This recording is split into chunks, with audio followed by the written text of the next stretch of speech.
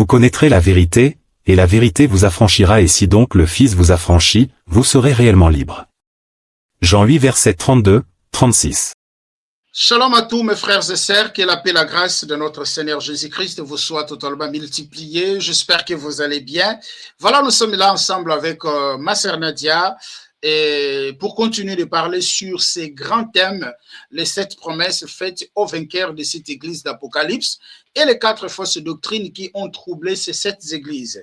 Étant les croyants que nous sommes sauvés par le Seigneur Jésus-Christ, nous sommes appelés à connaître, à comprendre ce que le Seigneur nous a promis, parce que cela fera en sorte que notre foi soit affermie, même dans les épreuves, nous continuons de persévérer. Parce que lorsque nous lisons même les Écritures, on voit Paul dans Romains chapitre 8 pourrait dire « Rien ne me peut séparer de l'amour de Christ, ni la famine, ni de tribulation, rien ne me peut séparer parce qu'ils ont compris réellement ce que Jésus-Christ est, pour ce que Jésus-Christ a fait et les promesses que le Seigneur les a faites. Et nous aussi, nous sommes appelés à connaître cela parce que c'est important. Et dans cet enseignement, nous allons dénicher ensemble avec vous les mystères qui sont derrière ces 7 promesses et les 4 fausses doctrines qui ont dérangé ces 7 églises, qui est la fausse doctrine des Nicolaïtes, la fausse doctrine de Balaam, la fausse doctrine du judaïsme, la fausse doctrine de Jézabel. Vous verrez que, ma sœur, toutes ces fausses doctrines, ce sont aussi des doctrines qui dérangent l'Église aujourd'hui. Mais comme beaucoup d'entre nous, nous négligeons les enseignements, on ne comprend pas en fait qui prêche la vérité et qui ne prêche pas la vérité parce que nous sommes les livrés et les bleus. Et les livrés et les bleus, ça se ressemble. Et beaucoup n'ont pas cette capacité de pouvoir faire la différence. Mais le Seigneur, par sa grâce, à travers cet enseignement, nous allons arriver de faire la différence, pas par des philosophies, mais à la lumière des Écritures. C'est pourquoi la question qui a été posée, êtes-vous vainqueur? Parce que le Seigneur a dit à celui qui vaincra, il donnait 7 promesses à ces 7 églises, mais il disait toujours, à celui qui vaincra, je ferai ceci, je ferai cela et je ferai cela. Voilà, ma sœur Nadia, j'espère que vous allez bien et shalom à vous. Nous allons avancer. Prenons déjà nos stylos et prenons nos cahiers et nous allons avancer. Mais avant toutefois, nous allons d'abord remercier le Seigneur, dire merci au Seigneur pour l'opportunité et nous allons avancer. J'espère que vous allez bien, ma sœur Nadia. Merci, ça va bien. Mon frère, ça va bien. Merci à tous ceux qui se connectent. Ça va bien par la grâce de Dieu. Amen. Que le Seigneur soit glorifié. Nous prions. Yehoshua, nous te disons merci, Père, pour cette opportunité. Que toute la gloire te revienne. Bénis mon frère, bénis ma sœur qui a trouvé l'opportunité de nous suivre. Que, Seigneur, tu mettes des expressions certes, afin que ce message, Seigneur, puisse édifier nos frères et sœurs, et afin que ces messages aussi ajoutent la connaissance, parce que c'est ça l'objectif. Il est écrit, aussi longtemps que l'héritier est encore enfant, il ne se diffère pas à un esclave. Nous ne sommes plus des esclaves, nous sommes les enfants du roi. Que toute la gloire te revienne, parce que tu es notre Père. Au nom puissant de Yehoshua, nous disons Amen. Amen à vous, Amen aux frères. Prenez déjà les stylos, prenez les cahiers. Nous allons tout droit dans les livres des Apocalypse chapitre 2, les versets 1er jusqu'au verset 7e, parce que nous sommes d'abord sur l'analyse de la promesse qui a été faite à l'église de Éphèse. La promesse qui était faite à l'église d'Éphèse, c'était de manger l'arbre de vie. À celui qui vaincra, il va manger l'arbre de vie. Mais qu'est-ce que signifie manger l'arbre de vie? Le Seigneur a dit à celui qui vaincra, il va manger l'arbre de vie qui est dans le paradis de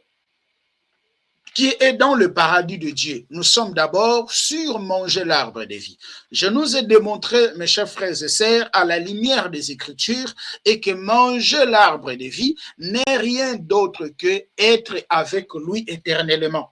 Manger l'arbre de vie n'est rien d'autre qu'habiter avec Jésus éternellement. Je nous ai démontré avec beaucoup de textes bibliques, parce qu'aujourd'hui, nous sommes dans notre 4e partie, donc nous allons plus retourner là où on a commencé.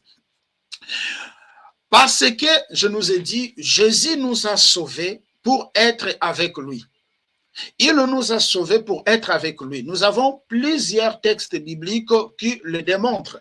Lorsque nous prenons Jean chapitre 14, les versets 2 jusqu'au verset 3, il dit que je vais vous préparer une place.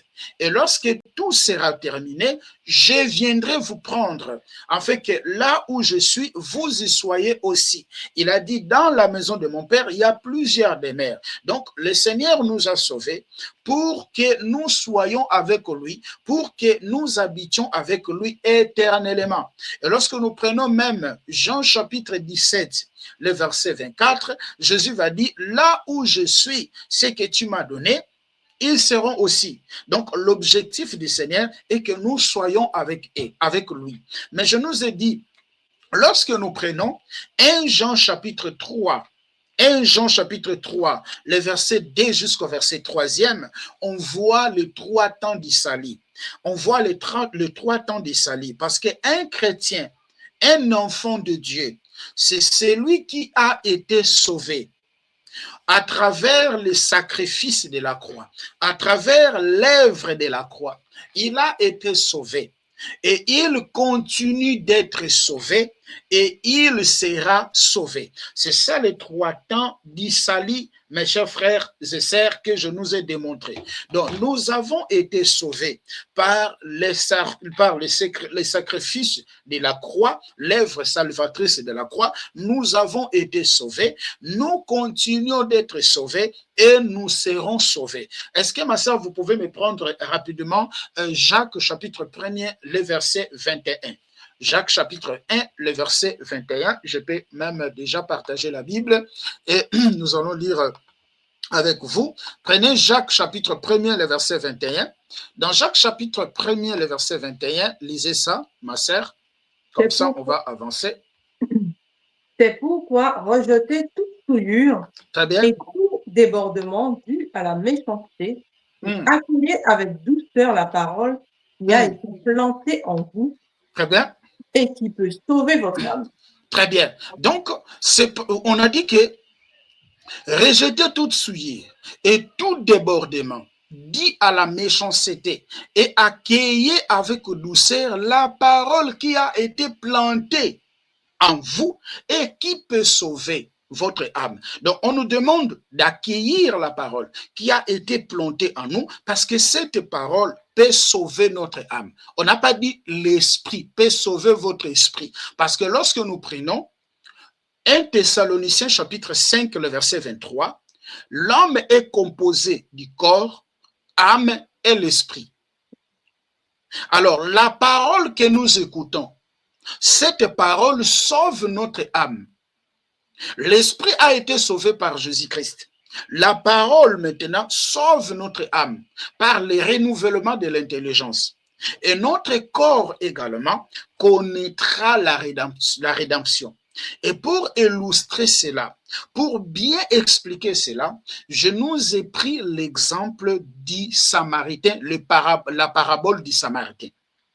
Parce que dans la parabole du Samaritain, qu'est-ce qu'on voit dans la parabole du Samaritain? Lorsque vous prenez ensemble avec moi Luc chapitre 10, le verset 25, jusqu'au verset 37, qu'on peut même lire ensemble avec vous, et comme ça nous allons avancer, on va chercher de terminer ces paraboles du Samaritain aujourd'hui, parce que ça va nous aider, c'est un exemple concret de ce que je suis en train ici d'expliquer. Nous avons été sauvés, nous continuons d'être sauvés et nous serons sauvés. Regardez ce qui est écrit dans ce parabole, ma sœur. Un docteur de la loi s'éleva et dit à Jésus, pour l'éprouver, Maître, que dois-je faire pour hériter la vie éternelle? Le verset 26, Jésus lui dit, qu'est-ce qui est écrit dans la loi? Qui lit-il? Il répondit, tu aimeras le Seigneur ton Dieu de tout ton cœur, de toute ton âme et de toute ta force et de toute ta pensée et ton prochain comme toi-même. Donc, l'homme demande à Jésus qu'est-ce qu'il doit faire pour être sauvé. Et le Seigneur va maintenant lui demander qu'est-ce qui est écrit dans la loi. Et l'homme va répéter les deux plis commandements, les deux grands commandements de la loi que Jésus a résumés en deux. Il va aimer le Seigneur en première position et l'homme comme toi-même, ton prochain comme toi-même. Il va citer cela. Mais regardez le verset 28. Jésus va dire, tu as bien répondu. Lui dit Jésus, fais cela et tu vivras. Le verset 29, il dit, Jésus va dire, ben, fais cela et tu vivras. Ben, si faire cela et tu vivras, si c'était suffisant, Jésus n'allait plus commencer de continuer de parler d'autres choses en arrière. Regardez maintenant le verset 29. Mais lui voulant se justifier, donc Jésus lui a dit à cet homme-là, mais fais cela, tu vivras. Tu vivras. Donc l'homme voulait maintenant se justifier parce que l'être humain en soi, il est capable de pratiquer toute la loi, d'obéir à toute la loi. Parce que déjà dans la loi mosaïque, personne n'était capable d'obéir à toute la loi. Il faudrait tout pratiquer. Parce que même on dit aimer Dieu en première position, il y avait plusieurs commandements qui étaient attachés pour seulement aimer Dieu en première position. Et il y a plusieurs lois également qui sont associées pour aimer son prochain comme toi-même. Est-ce que vous voyez ça? Alors, l'homme là voulait se justifier. Il dit, mais qui est mon prochain? À Jésus. Il va demander à Jésus, qui est mon prochain? Jésus, maintenant, dans le verset 30, Jésus reprit la parole et dit, un homme descendait de Jérusalem à Jéricho. Il tomba au milieu des brigands qui le dépouillèrent, le chargèrent des coups et s'en allèrent le saisir à demi-mort. Et se chargèrent des coups et les laissant à demi-mort. Le verset 31. Un sacrificateur qui, par hasard, descendait par le même chemin, ayant vu cet homme, passa outre. Un lévite qui arriva aussi dans ces lieux, l'ayant vu, passa outre. Mais un samaritain qui voyageait, étant venu là, fit émis de compassion. Lorsqu'il le vit, il s'approcha et bandant ses pleurs, en y versant l'huile et du vin. Puis, il le mit sur sa propre mortière, le conduisit à une hôtellerie ou une auberge, cela dépend des versions, et prit soin de lui. Le verset 35. Le lendemain, il tira 2 deniers, les donna à l'hôte et dit, aie soin de lui. Ce que tu dépenseras de plus, je te les rendrai à mon retour. Le verset 36. Lequel de ces 3 te semble avoir été prochain de celui qui était tombé au milieu des brigands? Le verset 37. C'est celui qui exerce la miséricorde envers lui, répondit le docteur de la loi, et Jésus lui dit, va, et toi, fais le même. Jésus va expliquer beaucoup de choses dans cette parabole des Samaritains. C'est pourquoi, comme la conclusion de ces paraboles des Samaritains, Jésus va dire, va, fais le même. Beaucoup de gens pensent que c'est un parabole qui parle justement de la charité. C'est un parabole qui parle justement de l'amour. Or, en réalité, ces paraboles ne parlent pas tout simplement de l'amour. C'est une parabole qui parle d'une œuvre salvatrice, qui nous explique les 3 temps du salut. C'est là où on a commencé d'expliquer, j'ai commencé de nous expliquer les points importants de ces paraboles. Dans ces points importants de ces paraboles, nous trouvons, il y en a 12 points que je soulevais. Les premiers points que je commençais de nous expliquer, la première question qu'on s'est posée, qui est le Samaritain? Le Samaritain qui descendait, qui est-il? Nous avons compris ensemble avec vous dans la 3e partie et que le Samaritain là, c'est lui-même le Seigneur Jésus-Christ. Qui est maintenant l'homme qui était frappé par les brigands? L'homme qui était frappé par les brigands, l'homme qui était à demi-mort. Dans la troisième partie, je nous ai démontré avec des versets bibliques à l'appui, l'homme là qui était frappé à demi-mort représente l'humanité perdue en Adam. Représente l'humanité perdue en Adam. C'est qui le brigand qui avait frappé cet homme-là? On a lu ensemble avec vous Romains chapitre 7, le verset 7. On a lu Romains chapitre 7, le verset 7 jusqu'au verset 11e. C'était la loi. C'est la loi qui avait frappé l'homme ou dans le jardin d'Éden. Parce que Paul va dire, la loi est-elle mauvaise? Loin de là. C'est par elle que je connus les péchés. Si on me disait pas de ne pas convoitir, j'allais pas connaître les péchés. Et c'est par la loi que je connais la mort. Je pense que c'est bien de les prendre, ma sœur, et comme ça, nous allons avancer ensemble avec vous. Est-ce que vous pouvez nous prendre Romains chapitre 7, Romains chapitre 7, le verset 7 jusqu'au Romains chapitre 7, le verset 7 jusqu'au verset 11e. Lisez ça rapidement, comme ça nous allons avancer. Ce sont des points qu'on a déjà abordés hier, donc nous n'allons plus rester longtemps sur ça. Okay. On va avancer rapidement. Que dirions-nous donc? La loi est-elle péché? Certainement pas. Mais je n'ai connu le péché que par l'intermédiaire de la loi. En effet, je n'aurais pas su ce qu'est la convoitise si la loi n'avait pas dit « tu ne convoiteras pas ». Saisissant l'occasion offerte par ce commandement, le péché a produit en moi toutes sortes de désirs. En effet, sans la loi, le péché est mort. Pour ma part, sans la loi, je vivais autrefois, mais quand le commandement est venu, le péché a repris vie en moi, je suis mort. Continue. Il s'est trouvé que le commandement qui devait conduire à la vie m'a conduit à la mort. Très en bien. effet, c'est bon? Continue. En effet, le péché saisissant l'occasion offerte par le commandement m'a trompé et par lui m'a donné la mort. Très bien. Paul va expliquer le péché a fait que je puisse être, il a fait en effet le péché saisissant l'occasion offerte par le commandement m'a trompé et par lui m'a donné la mort. Je nous ai expliqué que lorsque Paul parle ici, Paul se met à la position d'Adam, de ce qui s'est passé au jardin d'Éden. Je nous ai expliqué tant de choses. Alors, je nous ai parlé aussi sur les prêtres et les lévites qui avaient passé outre par rapport à ces paraboles des Samaritains. Les prêtres et les lévites représentent la loi mosaïque.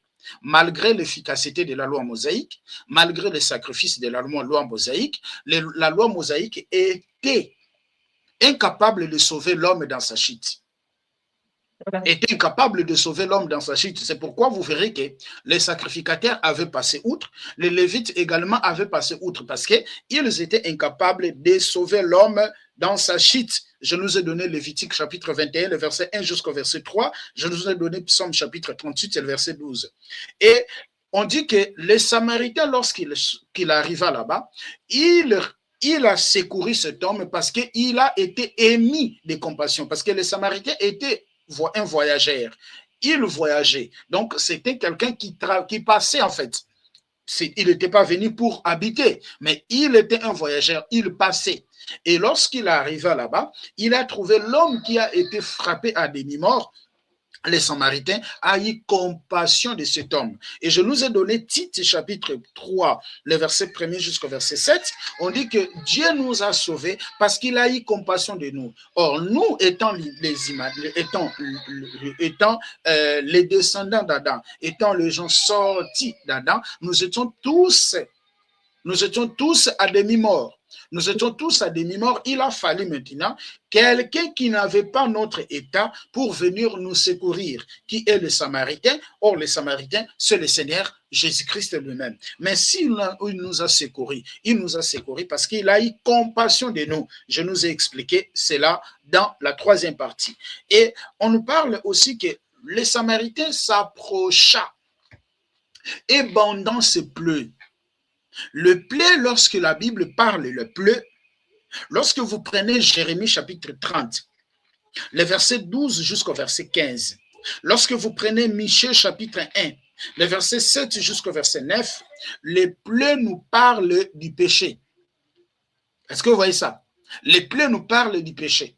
Aussi, lorsque, si vous voulez lire, vous pouvez lire aussi Lévitique chapitre 13, Lévitique chapitre 14. Vous verrez que la personne qui avait de la lèpre, il ne pouvait pas entrer dans les camps parce qu'il était considéré l'impie.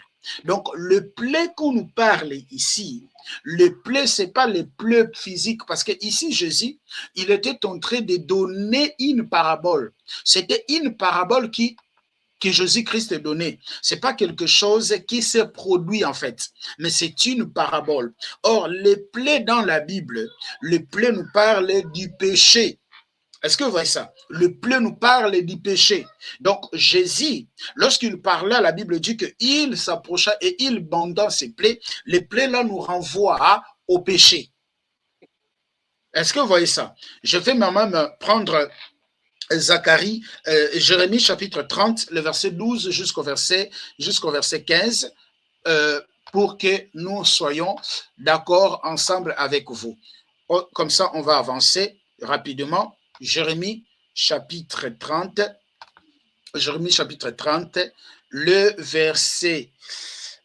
le verset 12 jusqu'au verset 15e. Le verset 12 jusqu'au verset 15e, je vais sélectionner, on va les lire rapidement et nous allons avancer. Regardez ce qui est écrit ici, regardez. Voici ce que dit l'Éternel. Ton désastre est irréparable, ta blessure est douloureuse. Personne ne défend ta cause pour prendre soin de ton ulcère. Vous voyez ça? Pour toi, il n'y a ni remède ni guérison. Tous ceux qui t'aimaient t'ont oublié. Jérusalem, personne ne se soucie de toi, car je t'ai frappé comme le fait d'un ennemi. Comme le fait un ennemi, pardon, je t'ai infligé d'une punition sévère à cause de l'importance de ta faute, du grand nombre de tes péchés. Vous verrez qu'on nous parle de ulcère qui est tous justement les plaies, mais on va rapporter ces ulcères, on va associer ces ulcères au péché, aux fautes. Donc, les plaies que le Seigneur, les plaies que le Samaritain a guéri ici, le plaies que le Samaritain a bandé ici, représente le péché. Est-ce que vous voyez ça? Représente le péché. Mais vous verrez qu'on nous parle du péché au pluriel. On ne parle pas du péché au singulier. C'est un point que je voulais soulever. Est-ce que vous pouvez prendre 1 Corinthiens chapitre 6, le verset 9 jusqu'au verset 11. Nous allons le lire ici ensemble avec vous. 1 Corinthiens, je parlais de 1 Corinthiens combien? 6. Voilà, je parlais, 1 Corinthiens chapitre 6, le verset 9 jusqu'au verset 11. Nous allons le lire ensemble avec vous ici. Je vais même les sélectionner. Regardez ce qui est écrit. Ne savez-vous pas que les injustes n'hériteront point le royaume de Dieu? Ne vous y trompez pas. Ni les impudiques, ni les idolâtres, ni les adultères, ni les inféminés, ni les infâmes, ni les voleurs, ni les cupides, ni les ivrognes, ni les outragés, ni les ravisseurs n'hériteront le royaume de Dieu. Ici, on nous parle d'abord le péché au pluriel, parce qu'on nous a cité beaucoup de choses. Impudiques, l'idolâtre, adultère, les inféminés, les infâmes, les voleurs, les ivrognes, les outragés, les ravisseurs n'hériteront le royaume des cieux. Regardez maintenant, le verset 11. Et c'est là que vous étiez, quelques-uns de vous, mais vous avez été lavés, mais vous avez été sanctifiés, mais vous avez été justifiés au nom du Seigneur Jésus-Christ par l'Esprit de notre Dieu.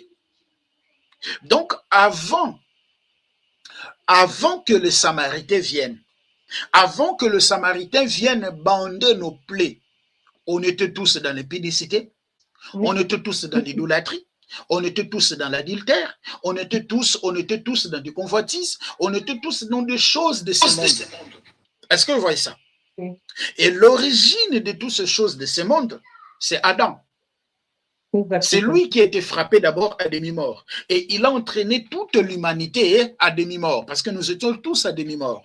Mais lorsque le Samaritain arrive, comme les sacrificateurs ne pouvaient rien faire, comme les Lévites ne pouvaient rien faire, qui nous parle tout simplement de la loi mosaïque, qui était incapable de sauver l'homme de ses péchés, les Samaritains, lorsqu'il arrive, les Samaritains maintenant va avoir compassion. Parce que Jésus nous a sauvés parce qu'il a eu compassion de nous. Dieu nous a sauvés parce qu'il a eu compassion de l'humanité. Il a eu compassion de l'homme qu'il a créé. Lorsque nous retournons dans Genèse chapitre 3, après la chute de l'homme, la Bible dit que Dieu est descendu. Pourquoi il est descendu? Parce qu'il a eu compassion de l'homme pour venir secourir à l'homme, pour venir en aide à l'homme. Parce que l'homme qu'il avait créé, il était perdu. Et qu'est-ce que Dieu va faire? Pour son amour, lorsque nous prenons Genèse chapitre 3, le verset 21, Dieu va tuer un animal. Il a fait les peaux, il a fait les habits à travers les peaux de cet animal-là et il a fait vêtir l'homme et la femme. C'est là où l'homme a été chassé du jardin d'Éden. Pourquoi il a fait ça? Parce qu'il a eu compassion de cet homme qui était tombé. Alors, Jésus vient pour secourir l'homme. Il vient pour secourir l'humanité perdue en Adam. Mais cette humanité-là perdue en Adam, ils avaient de plaies. Oui. Est-ce que vous voyez ça? Cette humanité-là perdue en Adam, ils avaient de plaies. Alors, quand il arrive, il banda d'abord ses plaies.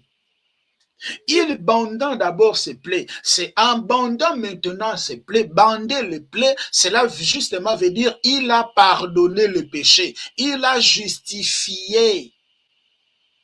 Ouais. Est-ce que vous voyez ça? Il a justifié cet homme-là. Il banda ses plaies. Donc l'homme est justifié. C'est pourquoi on nous présente que ne savez-vous pas que les infâmes, les adultères, tous ces gens-là n'hériteront pas le royaume des cieux. Mais on nous dit que c'est cela que vous étiez avant. Cela était notre état. Et c'est là ce que vous étiez. Donc cela était notre état avant que Jésus-Christ vienne. Avant que nous soyons en Christ, on avait cet état. Mais quelques-uns de vous, vous avez été lavés. Donc les gens qui ont eu Jésus, les gens qui ont connu Jésus, les gens qui ont connu Yehoshua, étant leur Seigneur et Sauveur, ces gens-là, ils ont été lavés. Ces gens-là, ils ont été justifiés. Ces gens-là, ils ont été sanctifiés. Ils ont été justifiés au nom de qui? Au nom de Jésus.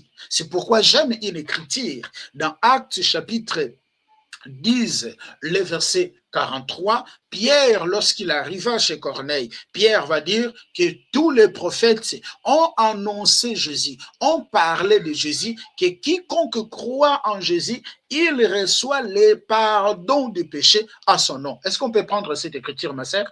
Comme ça, on avance petit à petit. Je ne sais pas si vous êtes avec moi. Oui, oui.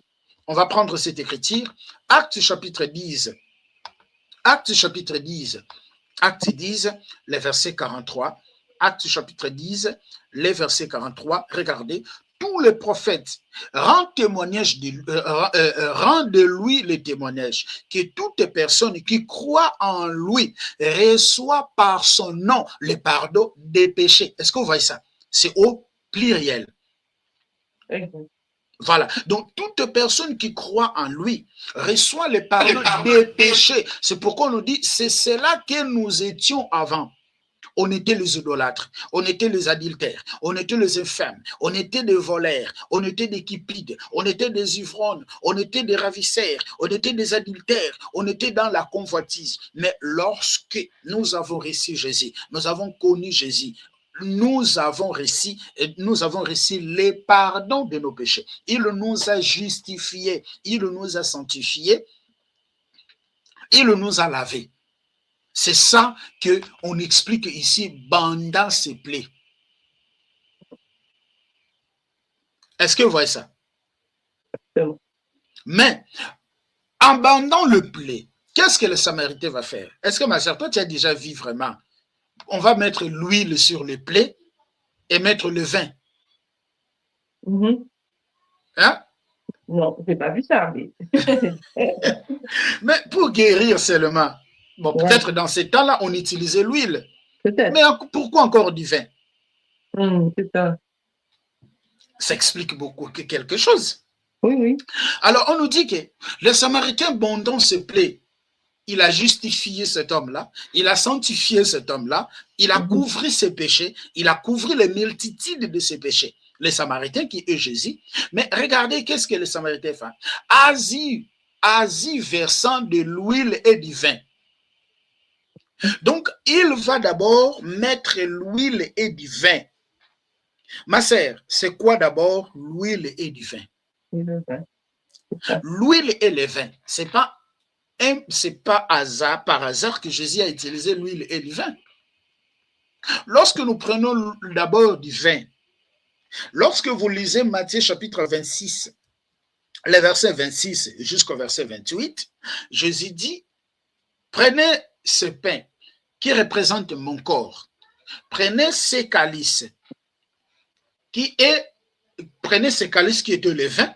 Jésus va dire, c'est le sang de l'alliance que je répandrai pour la rémission du péché et des plusieurs. Or, lorsque Jésus dit, le sang de l'alliance que je répandrai pour la rémission du péché des plusieurs, Jésus est en train de se référer à Jérémie chapitre 31, le verset 31 jusqu'au verset 34, où Dieu va donner la promesse, je ferai une nouvelle alliance avec la maison d'Israël. Parce que lorsque nous lisons même la Bible, ma sœur, il y a des fois, on ne va pas lire les versets, sinon nous allons pas terminer. Hein. Ok, on peut y aller comme ça, non? À la maison, vous notez, non? À la maison, vous pouvez lire, non? Tout à fait. C'est bon? Oui. Donc, il y a des moments où on va lire et des moments où on va aller comme ça pour qu'on puisse, voilà. Alors, lorsque Jésus dit dans Matthieu chapitre 28, le verset 28, et Matthieu chapitre 26, pardon, le verset 28 jusqu'au verset 29, Matthieu chapitre 26, le verset 26 à 28, Jésus va dire, prenez ces calices, je vais paraphraser seulement, prenez ce pain qui représente mon corps, et le calice qui est le vin, Jésus va dire le sang de l'alliance que je répandrai pour le pardon du péché des plusieurs. Jésus, lorsqu'il prononce ça dans le verset 28, est-ce que vous pouvez prendre rapidement le verset 28 de Matthieu chapitre 26? 28 seulement, verset seulement 28 de Matthieu chapitre 26. Comme ça, on va aller un peu rapide et ça va nous aider de comprendre. Car ceci est mon sang, le sang de la nouvelle alliance qui est versé pour beaucoup pour le pardon des péchés. Jésus va dire le sang de la nouvelle alliance que je reprends pour le pardon du péché des plusieurs. Quand Jésus parle de ça, parce que Jésus ne disait pas seulement des paroles, Jésus citait les Écritures dans ses dires. Jésus, dans ses dires, il citait les Écritures. Il ne disait pas seulement des paroles pour dire, pour plaire aux gens, non. Jésus citait des Écritures. Lorsque Jésus parle de ça, Jésus fait allusion à Exode chapitre 24, le verset 8. Parce que dans Exode chapitre 24, le verset 8, vous verrez que Moïse, lorsqu'il est descendu, Moïse va sceller l'ancienne alliance, qu'on appelle l'Ancien Testament, entre guillemets, par le sang des animaux. Amen. Et Jésus, comme cette alliance les gens n'ont pas pu obéir à cette alliance-là, garder cette alliance, dans Jérémie chapitre 31, le verset 31 jusqu'au verset 34, Dieu va promettre une nouvelle alliance. Il dit, je ferai avec la maison d'Israël et la maison de Juda une nouvelle alliance, une alliance différente de ce que je fais avec vos pères. Donc, dans cette alliance, il dit que je serai votre Dieu, je serai votre Père, je pardonnerai vos péchés, je ne me souviendrai plus de vos péchés.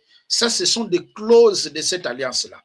Et quand Jésus parle, le sang de l'alliance répandue pour la rémission du péché et du plaisir, Jésus est en train de faire allusion à l'alliance, à la promesse qui a été faite dans Jérémie chapitre 31, le verset 31 jusqu'au verset 8 et jusqu'au verset 34. Et si vous voulez encore, vous pouvez ajouter au Hébreu chapitre 8, parce que dans Hébreu chapitre 8, à partir même de son verset 6, vous descendez, on nous donne les clauses fondamentales de la nouvelle alliance. Est-ce que vous voyez ça? Lorsque aussi vous prenez Zacharie chapitre 9, le verset 11, dans Zacharie chapitre 9, le verset 11, aussi le Seigneur va donner les clauses de la nouvelle alliance. Donc Jésus va verser le vin sur l'homme qui était à demi-mort, sur ses plaies. Or, le vin que Jésus versait sur ses plaies nous renvoie à la nouvelle alliance. Donc Jésus introduit cette personne dans la nouvelle alliance. Est-ce que vous voyez ça? Jésus introduit la personne dans la nouvelle alliance. Or, parmi les clauses de la nouvelle alliance est que les clauses de la nouvelle alliance, je pardonnerai vos péchés. Ma sœur, je pense que c'est important de les prendre. C'est important de prendre Jérémie. C'est important de prendre Jérémie. Nous allons prendre Jérémie 31. Jérémie 31. On va seulement commencer le verset 31 jusqu'au verset 34. Et comme ça, on va avancer rapidement. Jérémie 31. Jérémie 31, je le sélectionne jusqu'au verset 34. Je vais monter. Je suis dans Jérémie 31, je commence là à regarder ce qui est écrit. Voici les jours viennent, déclare l'Éternel, où je conclurai avec la communauté d'Israël et la communauté de Juda une alliance nouvelle. Elle ne sera pas comme l'alliance que je conclus avec leurs ancêtres, les jours où je les ai pris par la main pour le faire sortir de l'Égypte. Et ils ont violé mon alliance, alors que moi, j'étais leur maître, déclare l'Éternel. Mais le verset 33, regardez. Mais voici l'alliance que je ferai avec la communauté d'Israël. Après ces jours-là, déclare l'Éternel, je mettrai ma loi à l'intérieur d'eux. Je l'écrirai dans leur cœur. C'est pourquoi lorsque vous prenez 2 Corinthiens chapitre 6, le verset 3, Paul va dire que les croyants sont une lettre écrite par Dieu lui-même. Une lettre écrite par l'Esprit de Dieu lui-même. Est-ce que tu peux prendre ces versets-là, ma sœur, s'il te plaît? C'est ça vraiment, c'est 2 Corinthiens, oui, c'est 2 Corinthiens. 2 Corinthiens chapitre 6, le verset 3, lisez ça. Alors, 2 Corinthiens 6, verset 3. En rien et pour personne, nous ne voulons représenter un obstacle afin que notre service soit sans reproche.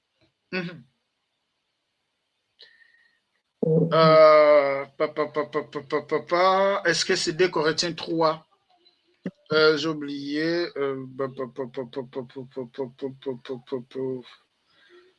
Voilà. C'est 2 Corinthiens chapitre 3, le verset 1er.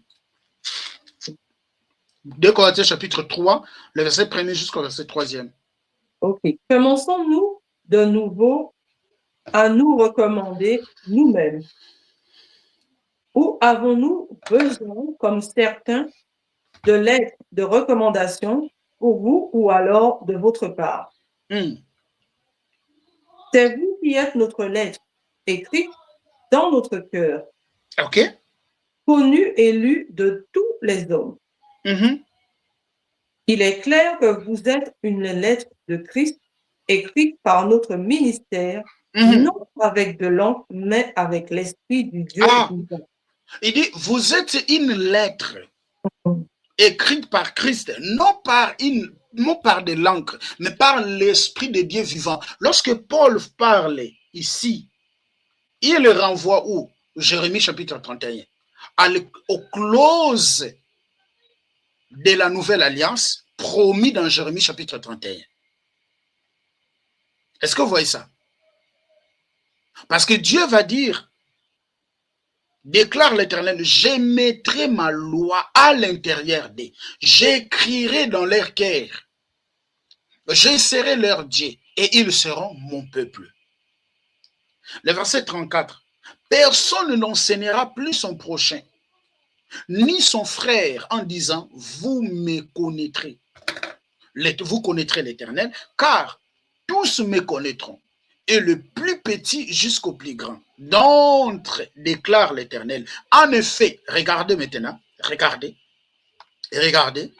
en effet, je pardonnerai leurs fautes, et je ne souviendrai plus de leurs péchés.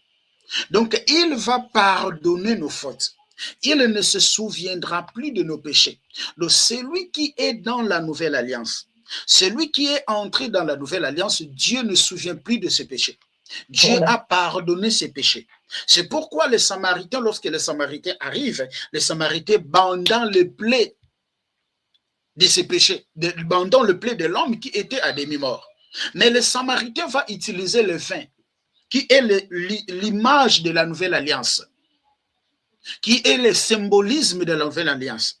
Donc, le Samaritain prend maintenant cet homme-là, qui était à demi-mort, prend les élus perdus en Adam, les introduit dans la nouvelle alliance, une alliance qui a été promise que le péché seront pardonnés. C'est pourquoi il commença par abandon ce pleu, mais en versant en même temps l'huile, en versant en même temps le vin et l'huile. L'huile maintenant que le Samaritain a versé sur le plaie, oui, c'était l'huile physique. Parce que Dieu prend des choses matérielles pour expliquer des choses spirituelles. L'huile est là, ma sœur. L'huile est là, mes frères. Nous renvoie à l'esprit. Nous renvoie au Saint-Esprit. Donc, premièrement, parce que pour que tu aies le Saint-Esprit en toi, il faut que tes plaies soient bandées. Parce que quand tes plaies sont bandées, tes péchés se sont pardonnés, automatiquement tu es dans la nouvelle alliance. Et étant dans la nouvelle alliance, automatiquement tu reçois l'esprit. Automatiquement tu reçois l'esprit. Parce que lorsque nous lisons 1 Samuel chapitre 16, le verset 17, lorsque je confonds entre le verset 13 ou le verset 17.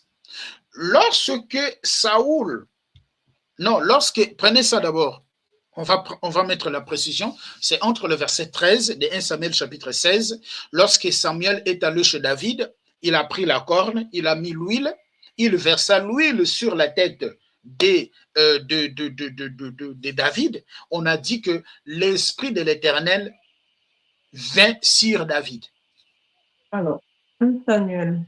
D'abord 13. Est-ce que c'est 13 ou 17? Ok, 13. Quel verset? Samuel chapitre 16, le verset 13.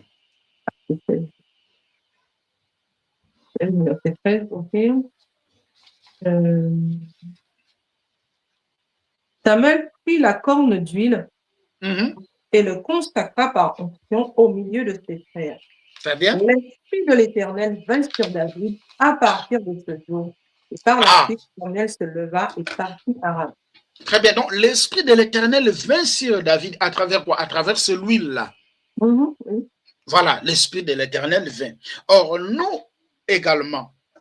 Donc, quand le Seigneur va verser l'huile, il place à l'homme, il met à l'homme l'esprit. Il donne à l'homme le Saint-Esprit. Parce que, lorsque vous lisez Jean chapitre 7, le verset 37 jusqu'au verset 39, je vais paraphraser seulement, sinon nous allons encore revenir sur ces paraboles, mais je vais paraphraser, ça va nous aider.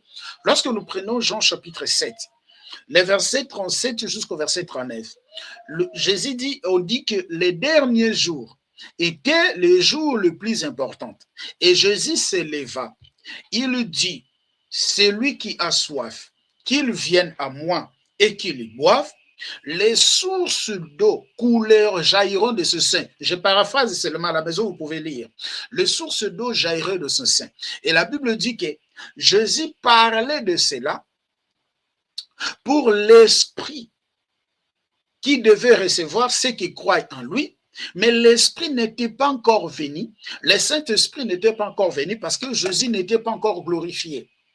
Donc, il a fallu la glorification de Jésus pour que le Saint-Esprit vienne. Or, celui par qui le Saint-Esprit vient, c'est celui-là qui est entré dans la nouvelle alliance. C'est celui-là qui est le disciple. C'est pourquoi il a dit dans Matthieu chapitre 28, le verset 16 jusqu'au verset 20, allez par tout le monde, faites de toutes les nations mes disciples, enseignez-les. Donc, quand on est venu disciple, quand on est disciple, automatiquement, ma sœur, on reçoit l'Esprit. C'est pourquoi vous allez me prendre rapidement 2 Corinthiens chapitre 1, le verset 21 jusqu'au verset 22. Ouais. 2 Corinthiens chapitre 1, le verset 21 jusqu'au verset 22. Alors, or, celui qui nous a affermis avec vous en Christ et qui nous a contactés par son onction, c'est Dieu. Très bien. Il nous a aussi marqué de son empreinte et a mis l'Esprit comme un gage dans notre cœur. Très bien. Donc, c'est lui qui nous a oint, c'est lui qui nous a fermés avec vous en Christ. Ce qui nous a oint, c'est Dieu, lequel nous a aussi marqué d'un sceau et a mis dans nos cœurs les raies de son esprit. Est-ce que tu vois ça, ma sœur? L'huile et le vin. Tu entres dans la nouvelle alliance et il met les raies de son esprit en toi. Voilà. Éphésiens chapitre 1, le verset 13. Après avoir entendu la parole de la vérité, l'évangile de votre salut, vous avez été scellés. Dit Saint-Esprit. Vous avez été scellés, dit Saint-Esprit. Je vais les prendre ici rapidement. Rapidement, Éphésiens chapitre 1, le verset 13 à 14, regardez. En lui, vous aussi, après avoir entendu la parole de la vérité, l'évangile qui vous sauve, en lui, vous avez cru et vous avez été marqués de l'empreinte du Saint-Esprit qui avait été promis. Il est le gage de notre héritage en entendant la libération de ce que Dieu s'est acquise pour célébrer sa gloire. Est-ce que vous voyez ça? C'est ça, les vins et l'huile. Donc, l'homme trouvé à demi-mort, les Élis trouvés à demi-mort sont entrés dans l'alliance, qui est la première alliance, comme le clause de la première alliance dit, je pardonnerai le péché, les péchés sont pardonnés et on a maintenant l'esprit en nous. Exact. Est-ce que vous le voyez ça? Mais le 8e point, on nous dit que le Samaritain va prendre l'homme qui était frappé à demi-mort. Il va mettre sur sa monture ou sur sa bête. Ma sœur, la monture ou la bête nous renvoie même au travail que le Saint-Esprit fait pour nous ramener auprès de lui-même. OK? Parce que où est-ce que la mortière avait conduit l'homme qui était frappé à demi-mort? La mortière avait conduit l'homme qui était frappé à demi-mort dans une auberge. Oui. C'est là où l'homme était conduit.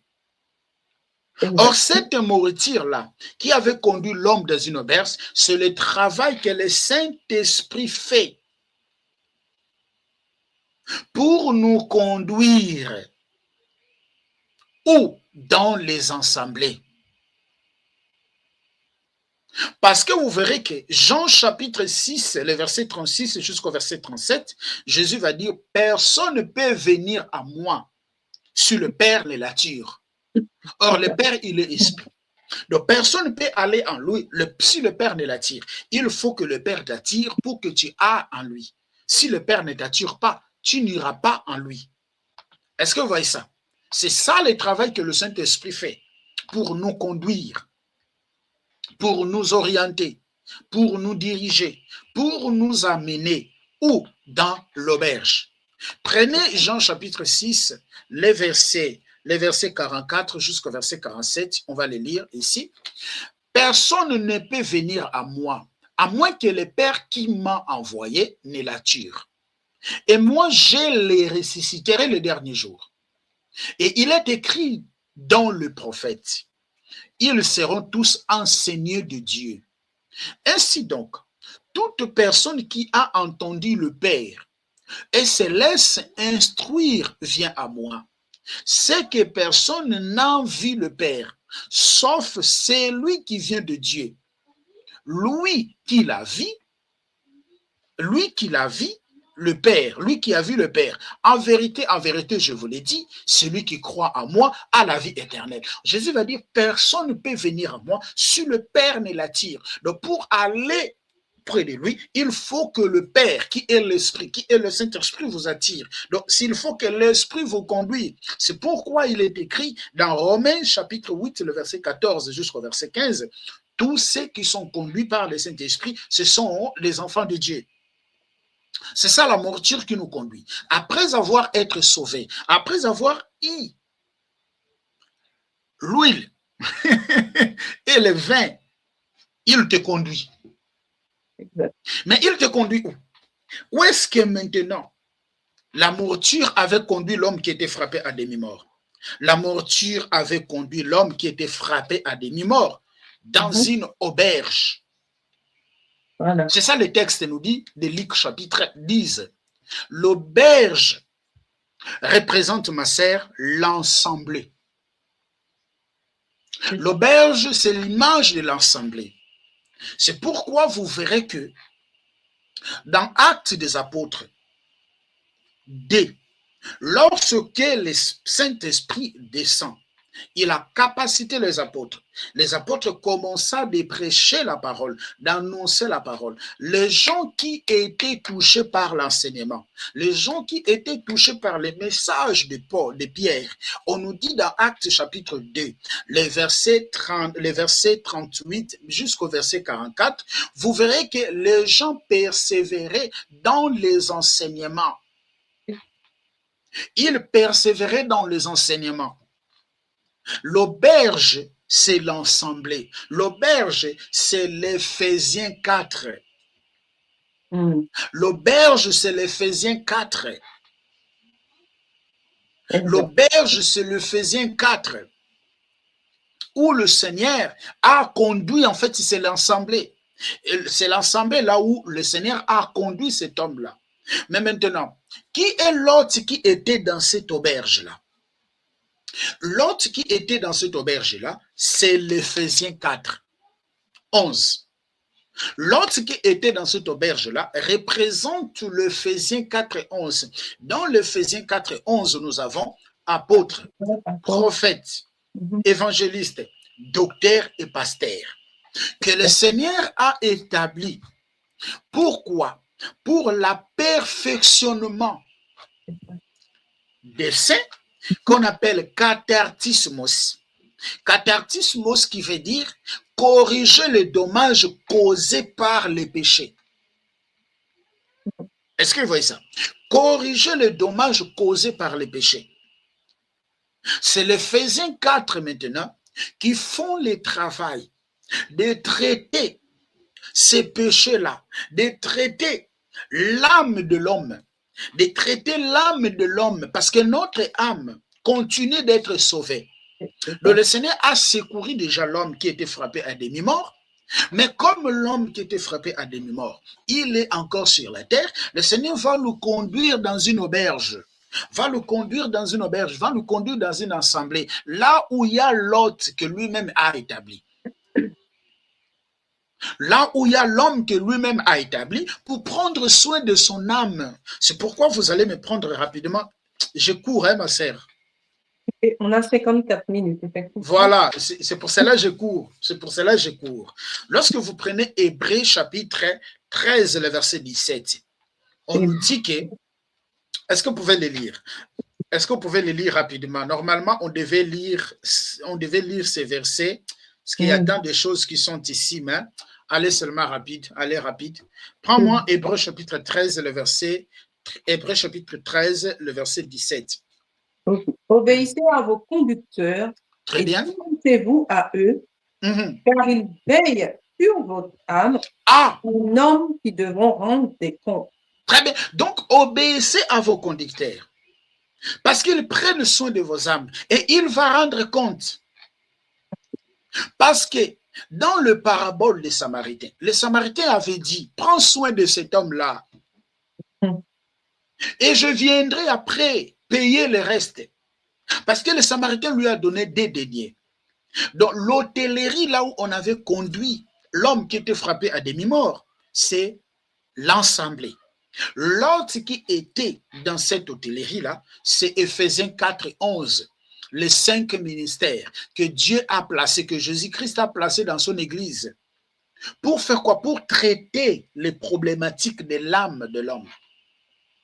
Pour traiter la problématique de l'âme de l'homme. C'est pourquoi on a dit qu'il a fait les uns comme apôtres, comme prophètes, comme évangélistes, comme docteurs, comme pasteurs, pour le perfectionnement des saints. Or, perfectionnement des saints en grec, c'est kathartismos, c'est le fait de corriger le dommage causé par les péchés.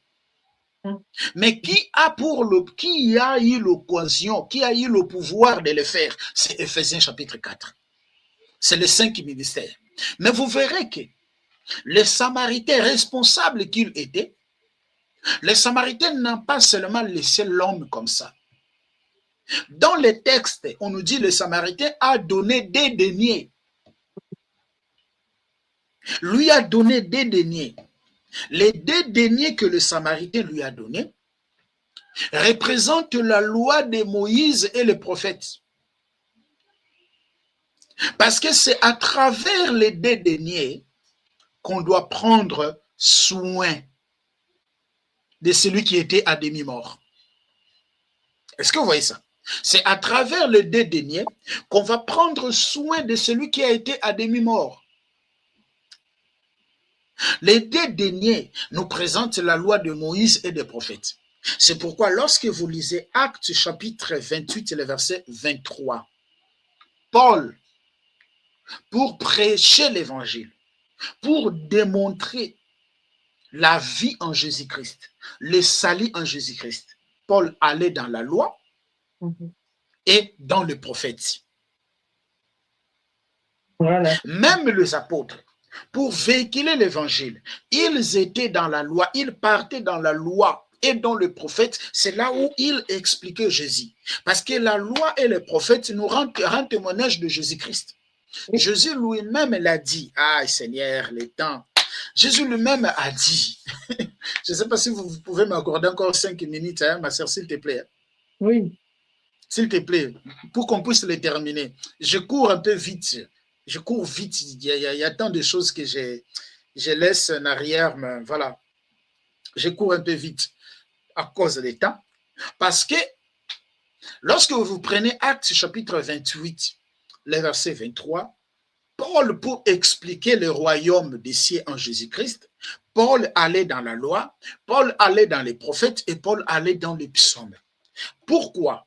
Jean chapitre 5, le verset 39, virgule le verset 46, Jésus va dire, vous sondez les Écritures, vous croyez en elles avoir la vie, mais ces Écritures qui rendent témoignage de moi. Pourquoi? Parce que Moïse a écrit de mon sujet. Lorsque Jésus va ressusciter dans Luc chapitre 24, le verset 44 jusqu'au verset 47, Jésus va dire, il a fallu que s'accomplisse ce qui était écrit de moi dans la loi, dans les prophètes, ainsi que dans les psaumes. Donc les 2 deniers qu'on a laissés à l'homme, c'est la loi et les prophètes. Parce que l'évangile que nous prêchons là, l'évangile de Jésus tire sa source de la loi et des prophètes. C'est pourquoi dans Éphésiens chapitre 2, le verset 19 jusqu'au verset 20, nous avons été établis sur les fondements des apôtres et des prophètes, dont Yehoshua étant la pierre angulaire.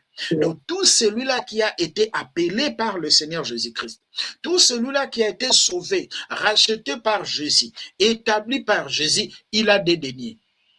Jésus lui a donné des deniers. Jésus lui a donné des deniers, lui a donné l'évangile, parce que l'évangile tire sa source de la loi et des prophètes. Est-ce que vous pouvez me prendre rapidement Romains chapitre 1, le verset 1 jusqu'au verset 5? Est-ce que vous voyez ça, ma sœur, rapidement, vite, 5 minutes dont je vous ai demandé. On va terminer bientôt parce que je veux qu'on termine ce point et demain, dans notre 5e partie, on commencera directement de parler les paradis de mon Dieu. Regardez, je vais les sélectionner et je vais lire directement, comme ça j'explique avant, et j'explique directement, comme ça on avance. Regardez, de la part de Paul, serviteur de Jésus-Christ, appelé à être apôtre mis à part pour annoncer l'évangile de Dieu. Regardez, cet évangile, Dieu l'avait promis auparavant par ses prophètes dans les Saintes Écritures. Donc, lorsque Paul parle de cet évangile, Dieu avait promis auparavant à ses prophètes par les Saintes Écritures, Paul fait allusion à la Torah. Parce que dans la Torah, nous avons dans les Tanakh, dans les Tanakh, Paul fait allusion au Tanakh, parce que dans les Tanakh, nous avons la Torah, nous avons les Nevi'im et les Ketuvim. Nous avons en fait la loi, les psaumes et les prophètes. Et Paul va dire que cet évangile que je vous annonce, Dieu l'avait déjà promis auparavant. Parce que l'évangile tire sa source de la loi et les prophètes. C'est pourquoi un vrai prédicateur, un bon prédicateur, il doit, lorsqu'il enseigne, il doit sortir Jésus dans la loi, il doit sortir Jésus dans le prophète, il doit naviguer dans la connaissance, il doit naviguer dans la révélation, il doit naviguer dans les prophéties, il doit naviguer dans la doctrine. Un prédicateur qui ne touche pas ces 4 angles, lorsqu'il est en train d'enseigner, c'est un historien. Ma sœur, c'est un historien. Un prédicateur qui ne touche pas ces 4 angles, c'est un historien. Tu dois enseigner par la connaissance, tu dois enseigner par la prophétie, tu dois enseigner par la révélation, tu dois enseigner par la doctrine. Parce que c'est comme je vous ai dit, Jean-Baptiste voyait Jésus entrer dans l'eau. Les gens qui étaient là, les gens voyaient Jésus étant un homme, un être humain ordinaire qui entre dans l'eau. Mais Jean, par l'esprit, il voit Jésus étant l'agneau. Il faut la révélation. Et Paul nous dit que cet évangile, c'est un évangile qui a été promis par ses prophètes dans les Saintes Écritures. Il concerne son fils qui, étant qu'un homme, est né de la descendance de David et qui, du point de vue de l'Esprit Saint, a été déclaré fils de Dieu avec la puissance par la résurrection. Jésus-Christ notre Seigneur. C'est par lui que nous avons la grâce, nous avons reçu la grâce d'exercer le ministère d'apôtre pour conduire à son nom des hommes de toutes les nations à l'obéissance de la foi. Et vous en faites partie, vous aussi, qui avez été appelés par Jésus-Christ. Est-ce que vous voyez ça? Donc, l'évangile a été annoncé depuis le temps là, depuis le temps des prophètes, mais c'était caché. C'est pourquoi on appelle la loi, c'était l'ombre des choses à venir. Colossiens chapitre 2, le verset 16 jusqu'au verset 18, la loi était justement l'ombre des choses à venir. La vérité, la réalité se trouve en qui? En Yehoshua. Est-ce que vous voyez ça, ma sœur? C'est ça les 2 deniers. Celui qui était appelé par Jésus-Christ. Pas ceux qui se sont camouflés, parce qu'il y a les gens qui se sont camouflés. Il y a les gens qui sont entrés par la fenêtre. Mais celui qui est entré par la porte, ma sœur, il a des deniers en lui. Ah, il a des deniers. Le Seigneur lui a capacité d'expliquer les Écritures en 4 dimensions, par la doctrine, par la révélation, par les prophéties et par la connaissance. Vous voyez la parabole des Samaritains, que les gens disent, c'est de l'amour, c'est de la charité. Oui, il y a la charité là-dedans, mais ça explique le salut. Mais regardez, le dernier point, les Samaritains, après avoir donné les 2 deniers à l'homme qui était là, le Samaritain va dire, prenez soin de lui, je reviendrai. Est-ce que ouais, ça? Prends soin de lui, je reviendrai lui prendre. C'est ça les retours de l'époux. C'est ça le retour de Jésus. Il viendra chercher son église. Il viendra chercher l'homme qu'il a racheté. Il viendra chercher l'homme qu'il a sauvé. Parce qu'il y a 3 temps du salut, nous avons été sauvés. Nous continuons d'être sauvés par le renouvellement de l'intelligence. Notre âme continue d'être sauvée. Matthieu chapitre 11, le verset 28 jusqu'au verset 29. Venez à moi, vous tous qui êtes fatigués et chargés, je vous donnerai des repos. Prenez mes instructions, vous aurez les repos de vos âmes. C'est ça les 2 temps du salut. Et le 3 temps du salut, nous serons sauvés parce qu'il viendra. Oui, il nous a secourus. Il nous a secourus dans nos faiblesses. Il nous a secourus dans nos faiblesses. Il nous a laissés dans une auberge. Il nous a laissés dans une auberge. Et il a promis qu'il viendra. Lorsque vous lisez Hébreux chapitre 9, les versets 27 jusqu'au verset 28, on dit « Il est ordonné aux hommes de mourir une fois pour toutes, comme Jésus-Christ est mort une fois pour les péchés, il viendra prendre ceux qui espèrent en lui. » Parce que nous sommes ses patients. Est-ce que vous voyez ça, ma sœur? Nous sommes ses patients, celui qui nous a rachetés, celui qui nous a aidés lorsque nous étions à l'état de demi-mort. Celui qui banda nos plaies, celui qui a versé l'huile, celui qui a versé le vin, celui qui nous a ramenés sur sa monture, celui qui nous a conduits dans une auberge, celui qui a donné les 2 deniers en disant prenez soin de lui. Alléluia. Vous voyez ce que je vous disais, cet enseignement, vous allez voir Jésus d'une autre manière. Hein? Vous allez voir Jésus d'une autre manière. Ça, nous sommes qu'au début. Hein? On n'est qu'au début. Il y a tant de mystères. Il y a tant de mystères derrière cet enseignement. C'est lui qui a fait ça. Et il viendra prendre. On va terminer par Éphésiens chapitre 5, les versets 26 jusqu'au verset 27, ma sœur. On va terminer par là. Et comme ça, dans notre 5e partie, on va commencer directement de parler dans les paradis de mon Dieu. C'est là que cela signifie être dans le paradis de mon Dieu. Je suis dans Éphésiens chapitre 5, les versets 26 jusqu'au verset 27. Regardez. On dit, je peux même le sélectionner. Ici, regardez ce qui est écrit.